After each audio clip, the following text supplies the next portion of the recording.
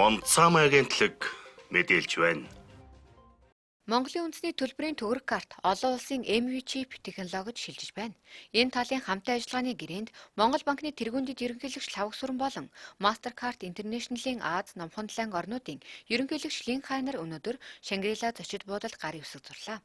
Гарын үсэг зурх ёслыг Монгол банкны тэргуундэд ерөнхийлөгч Лавгсүрэн нээж хэлэхдээ үндэсний брэнд болох төлбөрийн төгрөг картыг бид технологийн дараагийн шатанд гаргах эхний алхмаа хийж байна.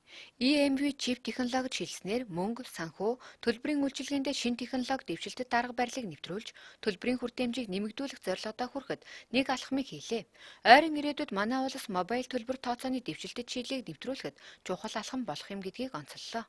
Ёслолд оролцохоор манай улсад ирээд буй MasterCard International-ийн Аз номхон ланг орнуудын ерөнхийлөгч Лин Хагас зарим зүйлийг тодруулахад Монголын үндэсний төгрөг карт технологийн шин шат EMV NFC-д шилжснээр нууцлал, аюулгүй байдлыг дээд зэргээр ханган төлбөр үйлчилгээг хэлбэршүүлж шуурхай болгож байгааг хэлж байв.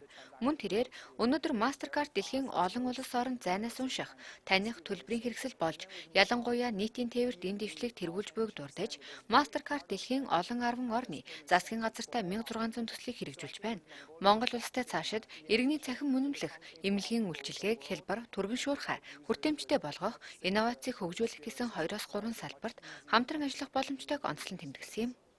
Монголын үндэсний төлбөрийн төгрөг картын хувьд анх үндэсний мөнгөнд тэмдэх төгрөгийг бэлэгдэн нэрлэж 2012 онд Төв банк арилжааны банкудтай хамтран гаргасан юм. Энэ оны 2 дугаар улирлын байдлаар төгрөг карт нь төлбөрийн зах зээлийн 74.9%-ийг эзэлж нийт 2.7 сая ширхэг ийм картыг ашиглаж байна.